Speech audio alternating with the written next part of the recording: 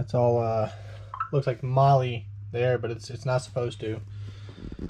Pulled it out. Here's my schlifters. The lifters look relatively fine. I don't remember I had that. Oh well, who cares? It's not going back in with the camshaft. I'll show you why in a second. Cams. Okay, see how that one's set up? See the marks on it? See the lobe? See how tall those lobes are? Okay, how much lift they give? That's a stock one. This is the new one I put in it. I rounded it all. So this is an admission to guilt. This is what happens when you tighten a cam out of phase and you over tighten it and you let it just run and you don't do a proper braking procedure. It eats the camshaft alive. That happens. My ignorance, I accept it. Okay, not a big deal. It was still smoking. That cylinder, these two cylinders were still smoking with the marks, so it's gonna have to come back out anyways. I just made it quicker by destroying a part that really didn't need to be destroyed because of my ignorance.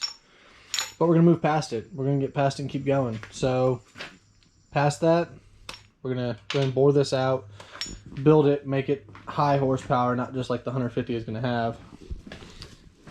Put our half an engine in the 305 there, the boat anchor, which will back this turd out and park it on the side. But in the process of setting all that up, getting ready to move this out of the way while it sits with the boat anchor, I was trying to cut all this up because I want to pull this all up and put gravel here, to put cars here, or something here besides that. And my poor Poland chainsaw, 33 cc's of madness, just decided it wanted to take a dump. Just locked down. Now mind you, the chainsaw is probably a year and a half, 2 years old in total. But I haven't, I mean, look at it. It's not that dirty. I have not put much time on this chainsaw.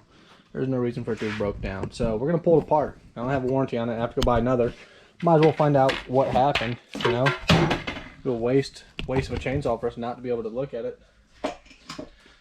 Which, during some Googling, I found out a couple cool things about these.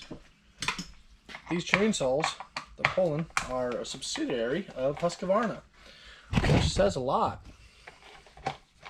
Because although the chainsaw may not have actually had a big issue inside, it's some of its parts are pretty good, because Husqvarna, from what I understand, is a pretty good brand overall. Now this could be the outlier.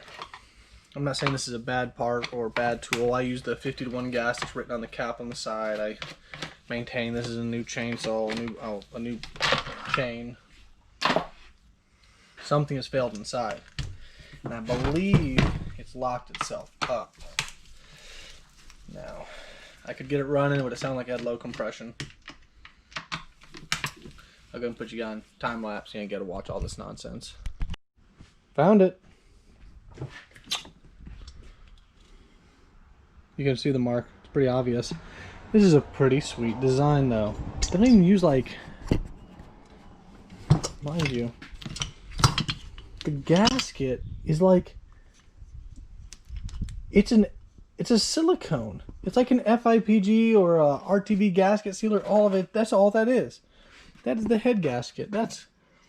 And the head's in the bottom of the crankshaft, and it uses like these Teflon seals. And it's hard to see, but let me rotate it. On the crankshaft, the rod, those are roller needle bearings. Or just needle bearings. Roller. Just needle bearings. Man, if I had a tool to knock this wrist pin out, I would show you what the piston is, but dude, how cool is that?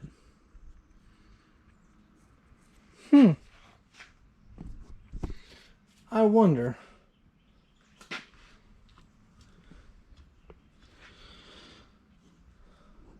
I'm feeling it. I'm sorry, I'm feeling it. I'm thinking, I wonder if I could take a file to that, because these don't take much to run. They don't take shit to run. They're small. The drag is pretty low. If I took a file to it, just cleaned her off.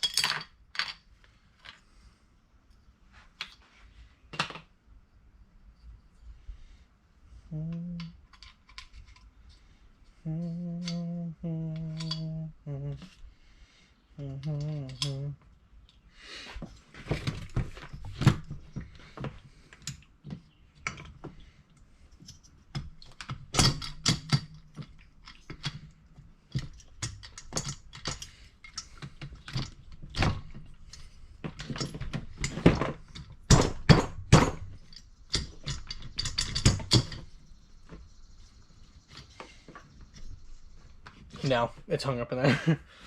Well, that's pretty neat. There you go.